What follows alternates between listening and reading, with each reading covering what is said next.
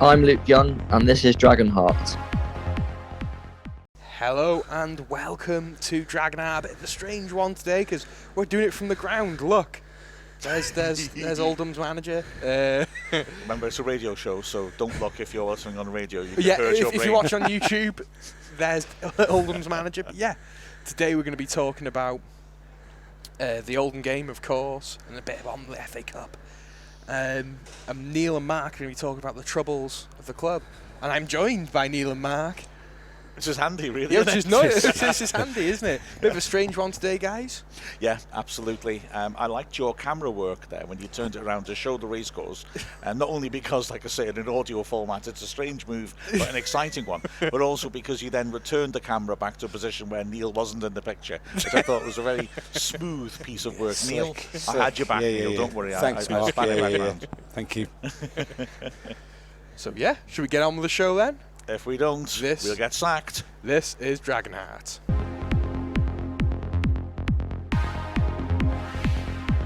I'm Liam McClendon and this is Dragonheart. Well, Oldham, and this is the most initial reaction I've ever had on Dragonheart. It's straight after the game. This is usually a hot take podcast, but Oldham, that was a fun game, wasn't it, Mark? It was, and it just shows for me the progression that we're enjoying at the moment, which is really, really important. You know, this team, we were talking about it all season, you know, it took a bit of time to gel. It looks gelled now. These new players are settled into it. The movement, the passing was excellent, and poor Oldham couldn't live with it, really, could they? You know, they're like a well-oiled machine now, aren't they? Yeah. Everybody knows what their positions are, what their duties are. And they're getting to know where their players are going to be, which is why it's made it such a great game to watch this afternoon, because the passing, the attacking was, as I say, one of the best I've seen all season. And even though it was only 3-0, it should have been a lot more. Couple of blocks on the line, but a great game to watch, and I'm sure all the 9,000 plus fans in the ground, apart from the Oldham ones, will have enjoyed the game. Yeah, it was a proper tie, wasn't it? A proper FA Cup tie. I think both sets of fans played their part, didn't they? The atmosphere was great. And to be fair to Oldham, Mark, they weren't a bad side. I thought they weren't the worst side I've seen at the Racecourse this season. I sort of think, and that maybe seem cruel, I think they are a bad side, but they have it in them to perform well on occasions, and I think there were elements that they did today that were good, and I think they had the guts to come at us, which was good, and they did have quite a lot of the ball in our half, but ultimately, and I can't take credit for this line, because Neil was saying all through the match, and he was quite right, they didn't really trouble us defensively, which is down partly to the fact that maybe they haven't got the great quality up front, but also to the fact that our defensive unit at the moment, it looks great. And when you think about, after the Barnet game, we win 7-5, and people are talking about their concerns about our defence. Yeah. You're not getting people talking about that now, are we? Even as close as the Blythe game, where we were comfortable 3-0 up, and we gave away 2 sloppy goals. But as I said earlier, since Tunnicliffe come in, the whole defence seems a lot stronger. Howard has got confidence in them. I've said, Cleworth has been a great servant as a defender for the club, and not taking anything away from him. He's been a great player, and he's only a young lad, so he's still developing. So, this break away from him may do him a world of good, But we've seen so solid in defence. That's for 3 games now, 3 clean sheets, which is great for the team.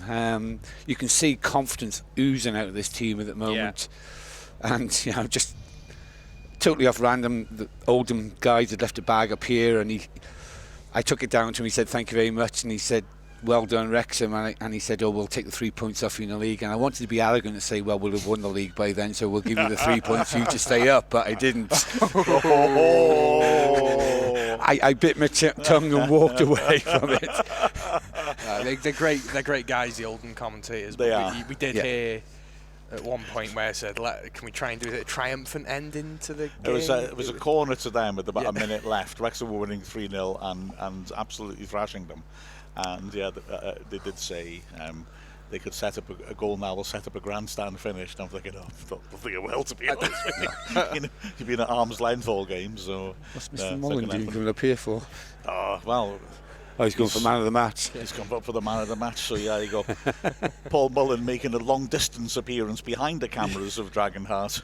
So, hi Paul. I'm playing, mate. Nice little cameo there. Exactly. Yeah, you thought he would have come over and actually had a quick chat with us, wouldn't you? But he's obviously got to rush down to do the man of the match. We should have asked. Yeah, we should have asked, yeah. Obviously, they're after him to be presented the man of the match trophy down in the... Yeah. Although, to be fair, he was carrying a foil food container with a cardboard on top. Yeah.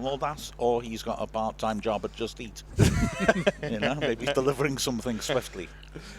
So. Well, he's been delivering goals, hasn't he? So, and I think segue of the year. Mr. Smooth. He's been delivering goals. 2 goals today, and we didn't name him man of the match in our commentary, which says a hell of a lot about this team, doesn't it? Yeah, it could have been any one of a number of players man of the match today because they were all superb. Even Hayden was brilliant today.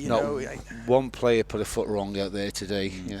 So that was an FA Cup win. It wasn't in the league, which some people may say unfortunate, but.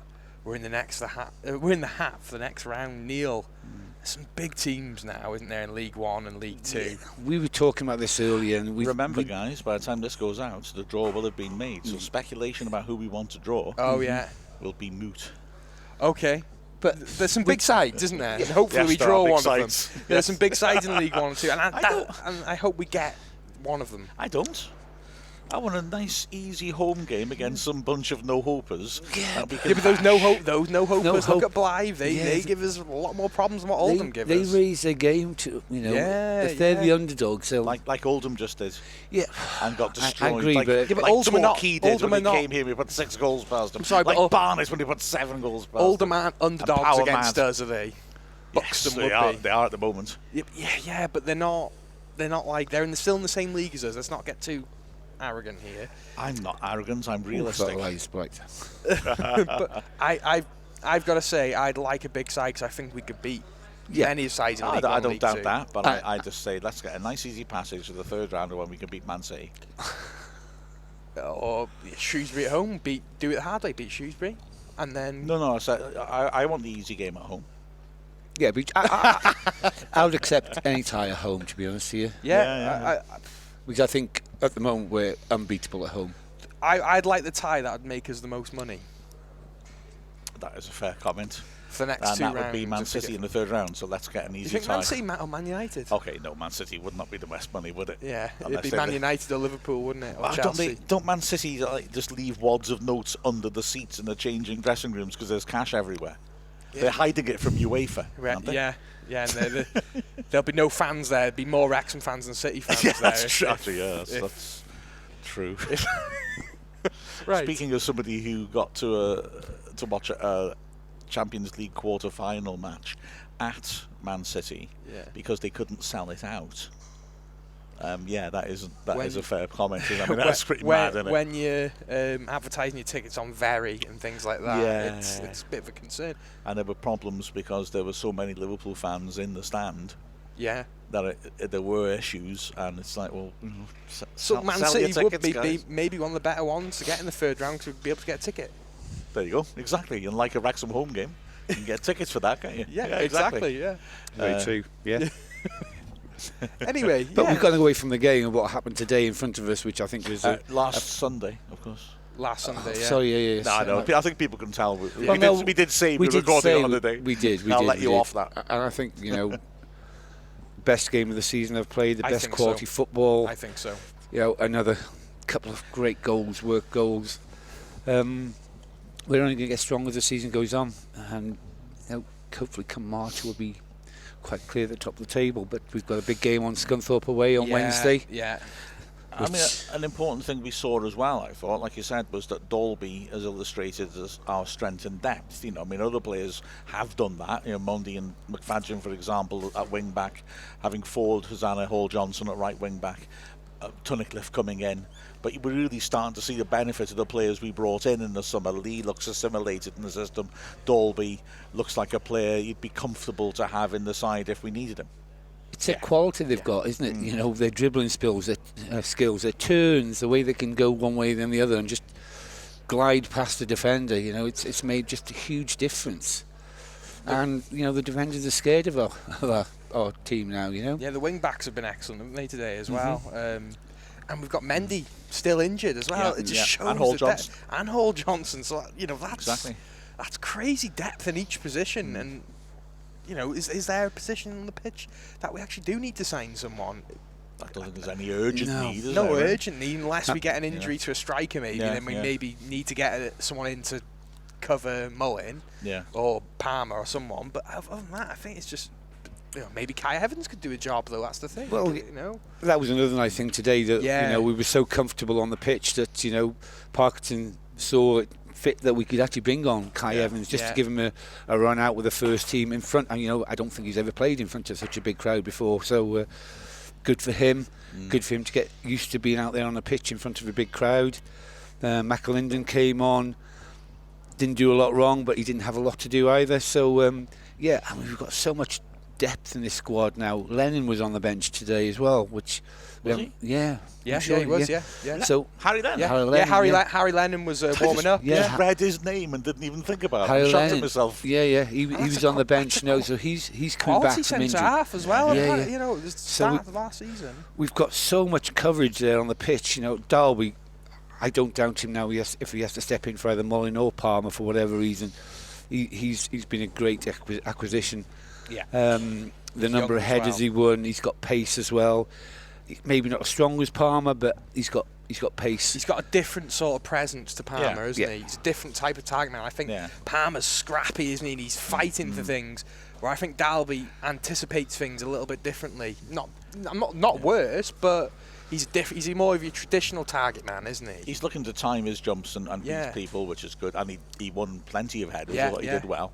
But he struggled to get change out of Okagbire, who's the right-sided centre-back, who I think is a quality player. He's still a teenager, but he's massive, because he was a bit too strong for him. And then he had trouble with the central midfield, the centre-back of the three, Lewis Maynard, because he's incredibly experienced and was having hold of his shirt all the time, and the referee was allowing it to happen. So that caused him a problem. But then when Palmer came on, he seemed to be like deliberately targeting Okagbire and bullying him, and you sort of think, geez, I mean, that's not a criticism of Dolby at all, but a comment on the quality and strength of Palmer, that he can come on, and a bloke who looks massive and just start knocking him about. But that's the beauty, we can bring you know, Palmer on to replace Dolby on the and you know, our team was not weakened at all when we wrote on our subs. Where, you know, previous seasons you think, oh sugar, we have to make that sub because of whatever, and it maybe weaken the team. But we aren't weakened if we, you know, if we change it around to start starting live either, are we? So it's I don't know. It's just it's brilliant. Great time to be a Wrexham fan, isn't it? This moment in time, it's just so enjoyable. You're coming down every week, and you know, even though we only won 1-0 on Tuesday night, it was still a comfortable 1-0 win. Yeah, very comfortable. Just going back to Kai Evans for a second, and apart from the fact that it's really nice to see a local lad coming on again, and the way that you could hear the crowd were just like cheering him on a bit extra, weren't they? And he had made a couple of nice little runs off the ball that people didn't spot, or they didn't quite find him, but he looked lively. But apart from that, which is wonderful, it really shows the value of having that reserve team, because he's been regularly playing in the reserves, he's been regularly scoring in the reserves, got a fantastic free kick a couple of weeks ago, and it's nice to have that, and for the young lads to then see that Parkinson will use you if you perform in the reserves, and indeed, you know, he's put him on ahead of experienced players there to give him a game. Well, we had Bickerstaff on the bench as well. Would it be nice for him to come on and get some experience as well, but there'll be time, you know. Sometimes this season, you know, when we're comfortable winning games, you know, these players will come on. I mean, we have the beauty of being able to put 5 subs on in an FA Cup game, where normally we're going to bring three on, which helps Parkinson rotate a little bit. But there'll come a time, and I'm sure that, as Mark said, you know, they're developing in the reserve team, playing alongside the likes of Dolby and. Yeah, that extended bench would really suit us in the league, wouldn't it? That's right, isn't it? It's a shame in many ways that it doesn't stay like that for league games for us. From a personal, they did try and bring it in, didn't they? I think through lockdown, wasn't it? It was, well, wasn't it blocked by the National League teams this summer? Yeah, by a few of them or something. And I understand why. If I'm honest, they had weaker squads and smaller squads, and they wouldn't be able. They thought it would give teams like us an advantage over them. It would, wouldn't it? Yeah, exactly. Actually, ironically, I do think that it's right that we're not allowed to do that, because we had some games this season against where teams have only had 4 subs, haven't we? Yeah. I think, to be fair, I think you got. But from a selfish point of view, it'd be glorious for us, wouldn't it? Yeah. But no, I think it's right that, and sometimes the National League can push a bit too much, and it feels like a body which protects small clubs at the expense of bigger clubs. Which is good. In many ways, it can be. I think sometimes it's a bit silly. I mean, look at this whole streaming farce. Yeah, it's a different kettle of fish. Sometimes it feels like small town thinking, but in this case, I think it's quite right that we're not given the chance to use our wealth. You have to protect the smaller clubs as well, don't you? Yeah. It's only right. What the National League can't see is it actually will benefit the smaller clubs from the income from the live streaming that the smaller clubs are going to get. Yeah. And that's what they're blinded to see that, because we've got all these fans who would like to see games live in America or whatever, or Canada. Well, it's going to bring income in for these smaller clubs like Wealdstone. I think with the streaming, I think they don't like it because it's our idea and not their idea. It's farcical, and we've said about it before, and I'll never stop moaning about it, but it's just absolutely ludicrous, and that's why I'm reluctant to talk about them protecting smaller clubs. I sort of don't want to say that, because they aren't. No. The fact that Wrexham are offering to stream games, getting big figures, and then spread it across all the other clubs at no charge, there is no downside to that apart from the National League Board's ego being bruised, and they don't want to take handouts from us. Well, I mean, other clubs who are small don't have a small town attitude or small team attitude, and they were very welcoming to us, and they have the attitude of, well, thank you very much, this is brilliant. It's post-COVID, post-Brexit, people are struggling for money, and we'll get some free cash. Especially with all the charges going up, electricity, football clubs are electricity. They're looking to move their games forward, so they don't have to put on their lights, so. And that seems to be getting stopped, as I understand it. It doesn't seem like that's going to be happening. So, how's bells? Let them have some free cash. Yeah. So I would argue the National League Board they've got a small mentality than they look after small clubs, I would argue. Yeah. Does that make sense? Yeah, totally. And when they do look after small clubs, it's by doing things like spreading the expenses, compensation for COVID equally amongst everybody, so that certain clubs, we won't name names, although at least 2 of them were the clubs of the people on the board at the time, would get more compensation for COVID than they would normally get for their crowds. Yeah. While clubs with bigger attendances will get nothing. And to be fair, there were small clubs like Maidstone stepping up and saying, but that's wrong. We didn't have to complain because small clubs are doing it on our behalf. And I think that says everything about how a lot of these small clubs have got excellent sensibilities and see things correctly, and the board is just a small group of power-mad people. Why would you want to be on the board of the National League? Because you think it gives you kudos. So you can say no to Ryan Reynolds. Yeah. Big whoop. Well done, lads. Well, Ryan Reynolds enjoyed our commentary today. We enjoyed the game today. It's quite surreal that he's actually there listening to us at the end of it, and you think, and I hope he does enjoy it. Genuinely, I hope he does. And I think he does. And it was nice, but a couple of fans tapped us behind. They didn't have a program at the end of the game, and they'd flown in from New York this morning, so I gave her my program that I gave to her because she didn't have a program. They'd flown in 6:30 this morning with a family to come and see the game, and they'd really enjoyed it, and it's so lovely to see, and she was so appreciative of the town, the club, and enjoyed the experience of being at Wrexham Football Club. Well, on the pitch and off the pitch, it's really exciting times here at Wrexham. Big game on Wednesday and a big game on Saturday with Scunthorpe and Wealdstone. But after this, we're going to talk about some of the darker times of the club. I'm Harry Lennon, and this is Dragonheart. Well, I'm at the Racecourse. It's Monday night, and well, I've seen plenty of football here over the years. I've seen plenty of things in football. I've never seen an FA Cup draw live though, until tonight. To be fair, First time I recall Wrexham ever hosting the FA Cup draw, but after winning on Sunday against Oldham Athletic, here we are. And well, it'll be a different experience to see exactly what's it going to be like. BBC are broadcasting it. There's the OB truck over there. Let's pop in and see what's going on. So here we go. We're here in the Centenary Club. Of course, that's where the magic happens anyway, but even more so with the FA Cup draw happening here. The actual trophy is over behind there somewhere. Doesn't quite see. We'll have a closer look at it in a sec.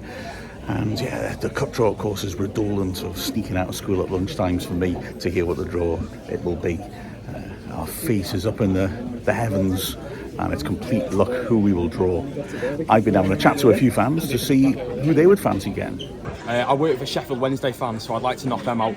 A big name. That'd be home or away, I'd take either. That's the beauty of the cup, isn't it? Possibly embarrassing a friend. Oh, absolutely, yeah. It's just give bragging rights. Yeah, well needed. I don't really. We'd rather have it at home? Yeah. Yeah, we're good at home, aren't we? Yeah. I don't know, I think the boss had it right. A League One club at home, I think. That's excellent. You fancy a cup shock? You don't want an easy path through? No, definitely not. No. Tell me, who do you fancy in the draw? Shrewsbury or Crewe? Or you a proper bit of action? Excellent. Yeah. Any home ties? Is that fair, don't you think? Oh, the boss is not happy in the corner. Who are you going for? Portsmouth, home or away? Fair play. So we're confident here. Get anyone at the racecourse, we're going to have them. Boreham Wood, why? Easy team, innit? You know what I mean? Easy win. That's a fair comment, yeah. Gotta be Shrewsbury all. Give them a good pasting for when they beat us when we came down. That's it, mate. It's been a long time coming, so yeah, can't wait. Shrewsbury all the way. Perfect. Well, the magic's about to happen. Mickey Thomas is going to be doing the draw with Jermaine Beckford. Mark Chapman ready to kick things off. Let's see what happens.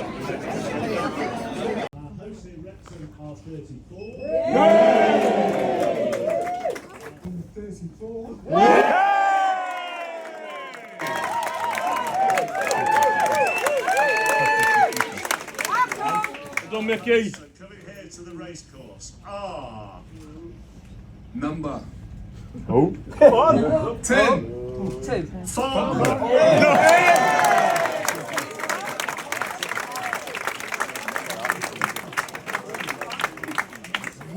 What do you think of that, Farnborough home? It's a good one. It's a winnable tie, isn't it? Which is what we really want. So. And like I say, we're at home, and we're flying at home anyway, aren't we? Exactly, yeah. And it's not a National League opposition. Well, I think it's a good draw for Wrexham to be at home. I think, obviously the crowd will be behind the team as usual, and no disrespect to Farnborough, I think Wrexham should be advancing to the third round, and hopefully a plum tie, so we'll see how that one goes. They took West Ham to a replay in '92, and if they'd won it, they'd have been here after we beat Arsenal, so they finally get to come in. Yeah, they've got some form, possibly getting through to the second round themselves, so I think it'll be a good game, and they'll test us, they'll raise their game being in front of the racecourse crowd, but I think hopefully, Wrexham should have enough to beat them and advance, I suppose. Indeed. Yeah. Well, that was fun. And it all went rather nicely. Great atmosphere in there. Kim Dutton was brilliant being interviewed, and good old Mickey getting us a home draw as well. And there was free food. And that's the most important thing. So, nice one. See you, Farnborough, in the cup. Hi guys, I'm Dominic Vose, and this is Dragonheart. So, an FA Cup draw that was fairly favourable, and we're going to be moving on to talking about a few things today about the Royal British Legion. And Mark, we've got a potential bit of interest for people here. Yeah, absolutely. And between me, Neil and you, Bill, will hopefully remember the details because I'm forgetting them all already. And I should point out as well, in case you're all confused, that Bill has now jumped into the live portion of the show. Myself and Chay do have quite interchangeable voices, don't we? So, well, never seen together in the same room. No, certainly not. Not even at Christmas. Exactly. But yes, Kevin Forbes is running the Poppy appeal for the Royal British Legion this year. And he's also running the RBL Sports Collectibles 2022 campaign, which is some really nice pin badges, which have a poppy and also a club badge. There is, as far as he knows, only one left that has been unsold, and he wants us to auction it off to raise funds for the RBL. So you have got until Saturday morning, let's say, shall we say, midnight Friday night. Yep. Mm-hmm. Use on Twitter the hashtag RBLWXM. RBLWXM, yeah? Royal British Legion, Wrexham, yeah? Just think of Red Bull Leipzig if you're confused. RBLWXM. And you tell us what you're willing to bid for the last Red Poppy Wrexham badge. And you'll be able then to pick her up in the pop-up shop, which is in the Enterprise Hub in the middle of town. The old Iceland. Yeah, where Iceland used to be. That's right, next door to Cafe Nero. Calon Studios are on the floor above between 10 and 3 on Saturday. Is that right? Yes. Yeah. I can't believe I remembered very good, Mark. Any of that. Never mind all of it. In fairness, I was struggling to remember, which is why I definitely handed to you, Mark. Please do not go to the Calon offices in Iceland. That's the old Iceland. You don't want to be going all the way to the Iceland Food Hub across the road, or even Iceland, the country. So make sure that you come to the Calon Studios in town. If you find yourself booking tickets to Keflavik Airport, then you probably have... Well, you probably won the badge, to be fair, if you're willing to spend that much, but you're probably making a mistake. No, they're looking for a donation, so rather than paying for a flight to Iceland, so... yeah, exactly. Yeah. So if you want to pay like 350 quid, it's probably pretty much what that would set you back. I mean, please do so. I mean, the highest bidder gets the prize. And obviously, you know, there's quite a close link between the sport and the Poppy appeal with the World War I Christmas game that took place. And, you know, I'm sure there's plenty of soldiers out there who are football fans, Wrexham fans of all sort of types of sports. And it's a really good cause. So please, you know, if you have the money available and you would like to donate for that, have a go at putting a price in on the hashtag and see if you can win the badge. I mean, there are so many ways that certainly the Great War and the Second World War obviously are linked in with football, because football is not divorced from society, is it? Yeah. I'm just thinking of great figures. Walter Tull, the first black footballer in Britain, who played for Spurs their first season in the top division, was also the first black officer in the British Armed Forces and died on service during the First World War. We have multiple players, Wrexham players, who served in both conflicts, and some who died in the Second World War. And fans, of course, you know, I mean, football clubs actually recruited for soldiers as football team battalions. Yeah. During the First World War. Now, whether that was a good thing or not is a moot debate, I suppose. But nonetheless, there is a deep-running relationship which, yeah, and we've also got to say it goes to a very, very good cause, because the British Legion do a lot of things behind the scenes, helping. You know, they have hospitals, they have nurses. They look after the elderly. You know, people have problems in their home. They'll go and assess their homes if they've been in any of the forces, and provide furniture, chairlifts, anything. So it's all going to a great cause. So dig deep, guys and girls, and see what we can come up with as an offer.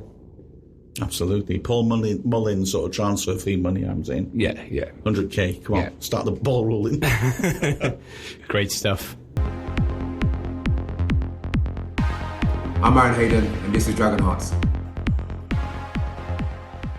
So on last week's show, Mark and Neil had an incredibly interesting conversation about what we suppose we could call the Hamilton era, very regrettably. I've got to be honest, as somebody who obviously lived in the town during that all happening, I wasn't really a huge Wrexham fan at that point. I think the fact that the club was potentially going to be lost from us was actually what started myself and my mum and a few other people from going. So just you know, not that you need to know my history, but my auntie always took Chay to the games. I went every now and again. I wasn't really that fussed. I used to sort of follow Villa because of my dad's family, but I was just a bit more into my computer games and everything. But I think that period really sort of ignited myself and a few other people to start going to the games. That risk of the club being lost was was a huge problem. And obviously, a lot of people are aware of what happened, but that finer detail was really interesting to delve into. Oh, good. I'm glad to hear that. I mean, there's nothing makes your priorities clear like the danger of losing your club. When I was a kid, I used the privilege that I think all kids from small towns are allowed to. I know we're a city now, we weren't there.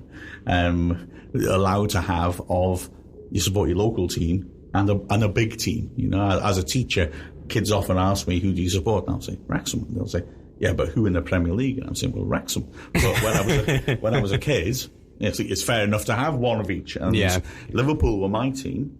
And I remember very clearly the point at which I thought, I'm making a decision here. And it was the mid-80s when I'd been about 15, 16. And, Liverpool, a bad season for them was only won 1 or 2 trophies then because they were a phenomenal side.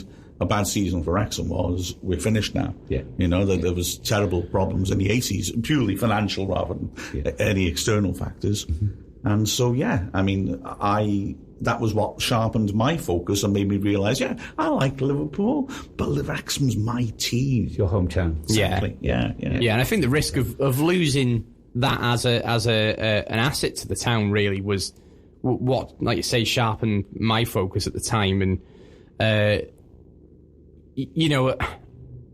it sort of went from maybe bad to worse is the not the way to put it, but it wasn't an easy. Once we got rid of Hamilton, it wasn't necessarily an easy ride afterwards, was it? The club had a lot more than just fixing that situation. It felt worse in a way. Out of the frying pan to the fire, basically. Yeah. And in some ways, the problems were multiple rather than singular. The ownership. Before we go to that, though, of course, I need to make an apology to Neil because I did admit it on air when I realised it on air.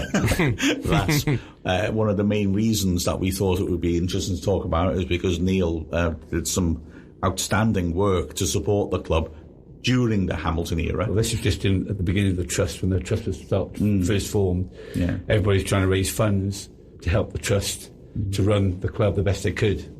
And basically, I for some reason got mixed up and thought that's the thing we cover in the 2010s, but of course that was incorrect. And so I only realised when we had about 5 minutes left that I'd completely forgotten to talk about the thing I desperately wanted to talk about. I think considering how many problems there have been at Wrexham AFC, that you'd be forgiven for mixing up when these things happen. But Neil, I mean, tell us your story as a fan. We've given a little taste of ours there, but I mean, your whole story about I've been a fan since I was 7. I was first taken to a Palace game, and we could have got promoted and we didn't because Palace beat us in the last minute or equalised. I can't remember. I was only young, and my uncle took me, and I was hooked from that day forward. Never supported any other club. And I used to live in a village 10 miles either side of Mould, no buses, and I used to walk. If I wanted to come to a game, I'd walk 6 miles to get a bus, then get a bus to Mould and Mould to Wrexham and back, and walk, winter time in the dark. But then I discovered our milkman was a Wrexham fan, other people in the village, and I kept getting lifts. But later in life, I moved to Cornwall, which was 320 miles away. But Wrexham was still my team. I went and watched them a few times to play at Plymouth. But Wrexham was always in my heart, my soul, and in my blood. And there was nothing like coming back to North Wales to watch the game and bringing the lads up to watch it as well. And I introduced all my nephews to it as well, and they're fans to this day. And while living in Cornwall, we went through these real bad times with the Hamilton Gutterman era. And, they were crying out for help. How do we save our club? And raising funds. And the only hang on there, before you go any further. That's as emphasised. So you were regularly commuting. It wasn't just an occasional. Very regularly. You were regularly making that 650 mile commute. For home games, And we actually did a lot of away games. The furthest we went to was Carlisle, but that was Carlisle from Cornwall. But that was on a trip on the way to Scotland, so it wasn't so bad. Still, we went to Carlisle and you still walked, You still walked at night the 650 miles. No. So I would say I've been to. So it's a bit of a whimper now. The majority of the old League 2 and Division 3, Division 4 grounds. But it was a passion. It was my passion. I used to love the journey up here in the car. you'd pass all various football supporters on the motorways, especially stuck in traffic jams, and most of them would be great, but you get the odd few which were not so great. But yeah, I loved the experience, and I was all part of the day coming to the football. So yeah. And then when 6 hours each way normally, when the roads went, before they upgraded a lot of the roads down in Cornwall. So yeah, 12-hour return journey from Cornwall to back in a day in 24 hours. It's impressive, that, Neil. Fair play. Yeah, it's amazing, isn't it? When you look at commitments in the dictionary, and that got even more intense when we were going through this difficult time. Yeah. Because I was living in Cornwall, and I came up with the idea of collecting every football shirt in the Premiership and National League all signed. And I did a lot of travelling around the country collecting shirts from clubs.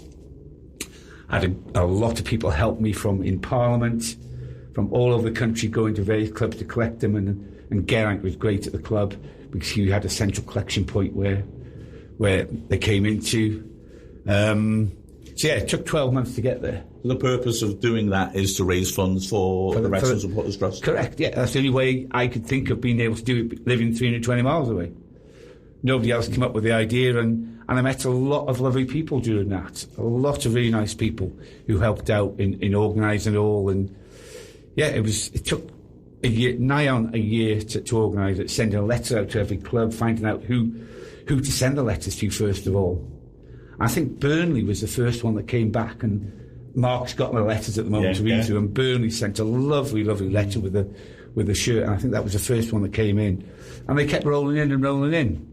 There were a couple of issues with a couple of clubs. Walsall sent me, I think, like a third shirt, and it was like a kid size, but it was still autographed, and I paid £10 for that one. They wanted 10. I said, yeah, no problem. I remember rushing to Tranmere before a game, I think it was at Fans United, when all the Brighton fans up here, we had a parade of them round the ground before the game, and I rushed to Tranmere before that game because their shirt was ready for me to collect. I went and picked that up before the game and came back. Then we paraded them all around the racecourse before the game, just to try and promote them. I got on Radio Wales, they got hold of the story, and I was brought into the studio down in Truro in Cornwall to speak live on Radio Wales to try and promote what I was doing, because I just wanted to try and raise as much money as I could for the trust. So yeah, a lot of effort went into it, a lot of time, a lot of phone calls. And to be fair, my work was so good. They paid for all the postage out for the stamps and whatever, and didn't mind me making phone calls. But yeah, we got there eventually, and the last shirt we actually got was just before our final at the LDV Vans Fair final in Cardiff. And that was when Ian Lucas personally went over to Man City and bought the shirt for £40 because they wouldn't give us a shirt. Wow. And that was the last shirt to come in, was from Man City. And then I had fans from, I think, 12 different clubs, parading them all around the Millennium Stadium, as it was then, in front of the South End and the Wrexham fans. And the ovation that they got then was fantastic. And that's what promoted them. And after that, they went up to Sotheby's in London, where I put a reserve on them. I wanted a decent amount of money because it was a very unique collection. Nobody'd ever done that. And there was no collection like that of that season. So I put 15,000 reserve on it.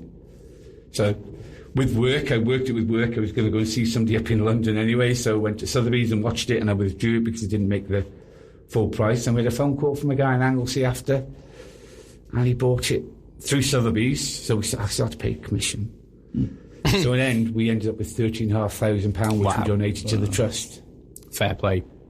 But then that led on to, somebody contacted the club and spoke to Geraint. They were doing a book about football fans, or football in general, whether it be the manager, whether it be the physio, whether it be the club doctor, whether it be the reverends at the club, and they chose me out of everybody as a long-distance football supporter. And the guy was called Chris Green. He was a presenter on Radio 2, but he was writing this book. And he phoned me, Geraint gave him my number, and he called me and said, can I include you in my book as a long-distance football supporter? So he came and spent a day, 24 hours with me, of my preparation, what time I got up, travelled with me to the game, travelled back with me to Cornwall, just for that experience. He took pictures of me with the number of shirts I had to bring up with me and that's all over my car, and that's in the book. And I got to go to the book launch, which was held at because he was a Worcester chap, he based in Worcester, and had a book launch at Worcester City Football Club. So I've got a signed copy of that book called Match Day it is, and it's a great read, not just because I was in it, but every aspect of football is in there, you know. When I'm trying to think of the Norwich guy, was he like the chairman or something, they covered from Norwich, and met some really nice people, but yeah, that led on to that, so got into the book as well.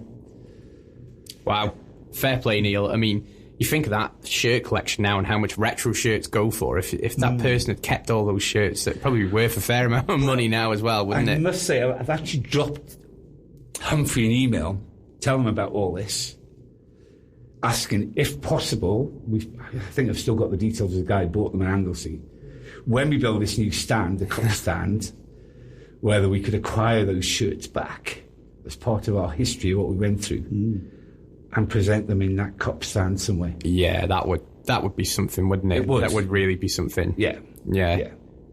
Fair play. Well, Neil, hats off to you. I mean, I barely got, you know, at times I barely had the motivation to get up out of bed and walk 10 minutes to the racecourse from my house. You know, that's some dedication. And then we came up to the vigils that was on the side of the road. Yeah. Nighttime vigils. I took part in one of those as well, absolutely. So underneath the Mold Road stand. And then after we got the LV Vans Trophy Cup, I actually had the idea then of asking fans to have their photograph taken with the cup and charge them £5 to go, and that money went towards the trust as well. It's just ideas just because I love this club so much, you know, and all I did was raise as much as I could to save the club. The vigils were literally candlelit vigils, weren't they? On the Mold Road. Yeah, the ground was was going to be knocked down, essentially. We'd been given notice to leave by the end of the season. It was going to be bulldozed, the oldest international ground in the world. The council had failed to protect it, quite frankly, and so the only course of action was that the fans would have to save it. And so sort of candlelit vigils through the night, basically just to try and send that message of and just we're committed. The wider public know what was going on, you know, and to be fair, the number of people who stopped and hooted on the side of the road with the cars and whatever was great, and you know, it all helped. We got there in the end.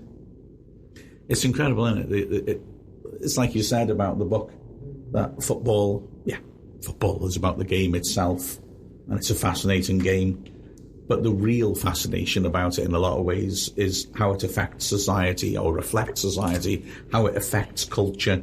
And as Ryan Reynolds rightly said, sport is a story. And a massive part of that story is how it interweaves into the fabric of people's lives. And even though I have this sort of feeling of, well, it's a game for me, it's a hobby for me, but is it? You know, really, is that all it is? Because it's something that my life revolves around to a massive extent. And there's no shame in saying that. But it's actually the revenue that brings to the area, and the people that brings to the area as well, you know, to the local businesses, especially if you've got big away following coming. You know, it's a huge industry, you know. 10,000 now, you know. It's only going to get bigger and bigger. And we all got to thank Rob and Ryan for taking this club on and seeing the potential. And Disney's Mark Griffiths. Oh, of course. That's one for the bingo card, isn't it? Yes, that's right. That is brilliant in the commentaries. But again, the club might not have been here as well, because this is... I'm jumping the gun now. Oh, here we go. Neil jumping into the future. Don't tell us what happens next season by heaven. No. You know, when the trust did a great job of looking after the club, you know, we kept it debt-free and whatever, but we were having the concert at the club then, and was one of them cancelled, I think, the year before for whatever reason, and the club were short of money, real short of money. And to get the next concert on, they needed an injection of money. And a very good friend of mine, luckily had sold a farm on the Isle of Man, and they approached her, and she lent the club £100,000 just to keep the club going. Fair play. I mean, once that concert had come in and all the revenue come in from that concert, I think it was the Oldham Merge concert, once all that had come in after that, they played it straight back. But without that money, again, the club may have ceased. It's amazing, isn't it? I mean, we have some fantastic fans following the football club. We really do. Yeah. And like you say, Mark Griffiths, is another one. Sorry about that. The history of it, he is Mr. Wrexham. And I just think the documentary's missed out a lot with regards to the history and the people who've There's so much to tell, though, isn't there? Yeah. There's so much to tell. The nitty-gritty, the American fans would love all this, and would empower. I think they'd be more involved and feel more love for the club because what the fans have gone to and they've gone to try to save our club, Well, I think that's why I feel that we're in a very privileged position because we're able to attempt to tell those stories that we think are important. Through Dragonheart, through commentating, through different things, to actually try to tease that out so that people are interested in more detail. Because to be fair to the documentary, I think they've got to make it sellable. In terms of I think that would have been very sellable as well. I think it would have tugged to the heartstrings of a lot of people. Seeing, it wasn't just that. It was Wayne and his mate who walked to Cardiff, and did the Stu, was it? No, it wasn't Stu. I can't remember what his name is now. He's a very good friend of mine. He sits in the old road stand. But they walked to Cardiff and they had a bucket collection all the way. The amount of bucket collections we had at all the grounds. I think I covered this last week as well, And, fans from other clubs are fantastic. Absolutely fantastic. Oh, massively so. And I've got to say as well that my experience of away games is away fans and away press just feeling happy for us, which is nice. I mean, online you're going to get people being jealous, but then, there's lots of people online, whether they're real fans or not. The people who bother to turn up to matches are pleased for us because they can see it's a good thing. Yeah, it's a funny one that, the goodwill you're talking about with the shirts. I know that a lot of that is the actual club that have to sort that out, but I feel like pre-Twitter or pre-social media, football fans were a lot more connected to the club. I don't think to each other. I think definitely to the clubs in different ways, but to each other, I think you could meet, let's say, a Southend fan if you were a Wrexham fan and feel like, oh, we've got a lot in common. You're a lower league fan, I'm a lower league fan, but now it's kind of like it's a almost like a race to the bottom of, oh, your club's rubbish because of X, Y, and Z. I think genuine proper fans aren't necessarily like that, but social media, especially for younger fans or international fans who might only be exposed to other fans through social media. Like it's not like that. You make friends through your life, or you bump into people, and you speak to them. And actually, we've got a lot more in common with someone who supports Notts County than some bloke from London who supports Liverpool because he watches them on Sky Sports. But I think as well, I mean, all football just reflects society, doesn't it? Yeah. And sadly, society in general has become more cruel in a lot of ways. A lot of things that would have been massively unacceptable to say 10 years ago seem to be becoming more acceptable now. Some people use social media to promote that, and so you're going to get people seeing that who are aggressive on social media, and a lot of people who are fantastic as well. I still think the vast majority of football fans know full well that we all are football fans, and that's the most important thing. But it is sad to see the nastier edge. I mean, I suppose the obvious example is that you get people shouting abuse at Liverpool fans about Hillsborough, which would have been unthinkable at the time and in the years afterwards, because football fans were, as they should be, wholly united in order to get justice for us. And the fact of the matter is that all proper football fans now wouldn't do that either. Yeah, it's just a subset of society, isn't it, in a way? There's that shock factor. A small minority, but a minority nonetheless. It's still a number of people want to be those notorious lot that are on Twitter with the videos throwing round or just getting their sort of name mentioned. And I think times like what Wrexham have gone through and other clubs sort of show that we can actually work together to try and help each other up, and the football leagues benefit from us all surviving, don't they? Yeah, I mean, it's ended up a fairy tale ending for us, really, isn't it? We've gone through really bad times, and a lot of clubs go through those difficult times. They've all, there's quite a few out there who struggled and had problems, but we couldn't have asked for a better ending for us, and it makes all that hard work that all the fans did to save the club so worthwhile. Yeah, Can I do it again tomorrow. I know you're a humble man, and so I'm going to embarrass you with this question. But how did it feel to see those guys walking around the pitch at Millennium Stadium, the reaction they're getting, how does it feel to know that all your hard work has come to that? That was in fruition, yeah. We've seen it all going around, and the applause and the support they got from the fans around the pitch was absolutely amazing, fantastic. And I thought that might give us a lot more advertisement for the auction, but it didn't match at the end of the day. But the achievement of getting them all in was the main thing. You could just take a deep breath and go, thank God for that. They got them all, and they're all available now to go to auction. Yeah, but I didn't really think about it like that, Mark. I didn't go spouting off about it. But this, look what I've done, blah blah blah. But no, it wasn't for me. It was for the club. We are so different. We are. We are totally different. Disney's Mark Griffiths. If I achieve something tiny, I will let everyone know about it. Perhaps you can make a little film for Disney for it, Mark. There we go. Do you reckon? Well, maybe I should. Yeah. Well, I think Mickey Mouse. Yeah. Mickey Mouse Cup final, wasn't it?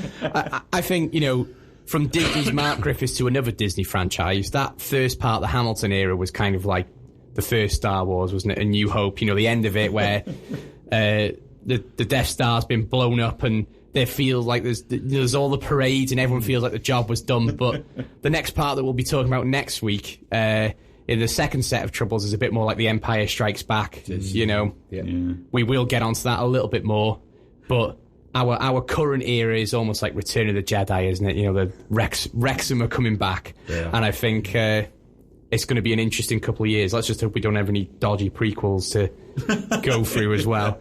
I've got to say that the worst part for me was when Dennis Smith was frozen in carbonite. That was just awful. I just thought, this is it now.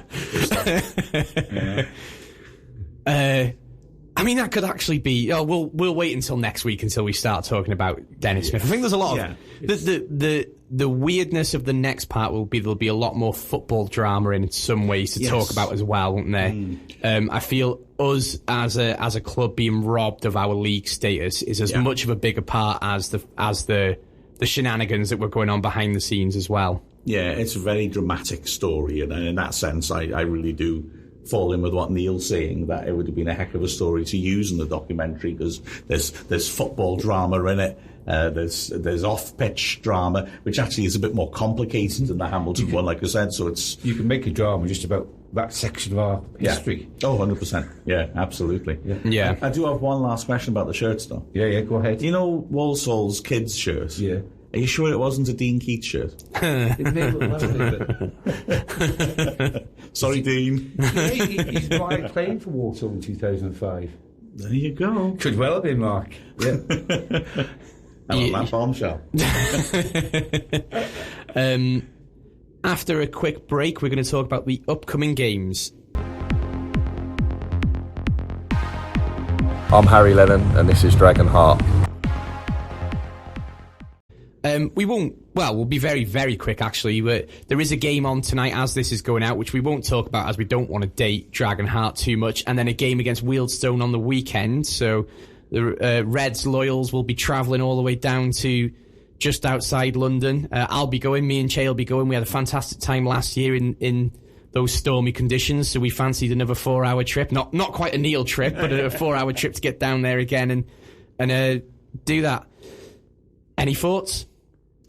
Well, Scunthorpe are interesting insofar as they've had an interim manager for a long time who has sort of stabilised them, but they're still 1 point off relegation. So they're drawing a lot now. I just feel that it's 2 away games like this. The key thing is we've just built up momentum with, I think, the best block of games we've had this season. 4 games where we've not just dominated and scored goals, done that all season at home, but we've actually been consistently on top of those games. We haven't had those dodgy moments. The defence looks solid. And now we've got 2 games to look to translate that into away form as well. Very winnable games as well, both of them. Yeah. I'd expect to come away with 6 points, and I'm sure Phil Parkinson will be expecting to come away with 6 points, but football's not like that, is it, guys? So no, it's not. I mean, we've got a chance to potentially go top of the league within those 2 games as well. If we were to win tonight, or at least results were to go our way on Saturday. So it's looking tight, isn't it? I watched the Notts County game last night. I was really unimpressed with them. Oh, is that a kiss of death, Mark? No, I'm just saying what I saw last night. Yeah. I am confident we won the league. And looking at that didn't do anything to change my mind. I know they led twice, but they were very fortunate to beat a Southend team who, to be honest, didn't look all that great, but had a lot of heart and took the game to them. And Notts County had the sort of defence that looked like if you put real pressure on them, they would have cracked. Watching him, Milad, and he says if they play like that when they come to our place, they're going to suffer. And frankly, he's 100% right. I mean, okay, you can have an off day, and the pitch did look very wet, but still, they did not look great at all. I think we're growing as a team, and we get more confidence as a team as they gel, as Lee comes on or whatever. I think it's making a huge difference to us. No matter who you bring on the pitch, the quality doesn't change on the pitch anymore. We're a solid unit. No, it's to be able to swap Elliot Lee for Tom O'Connor. Yeah. There's no other team in the league that has that sort of luxury, is there? Okay, well. Oh, excuse me. Thanks for Bill's buffering again. Follow us on all the socials. It's at Dragonheart Show on Twitter. We're also all over every other place, probably. I'm not sure. Chase, the socials guy, I always seem to get this wrong. Don't forget about hashtag RBLWXN. Get your bids in. Get that sorted. And listening to the game tonight on the Wrexham And listen to the game on tonight on Wrexham Player and on Saturday on Wrexham Player. And follow us on YouTube and all the other places. Thank you very much. This has been Dragonheart.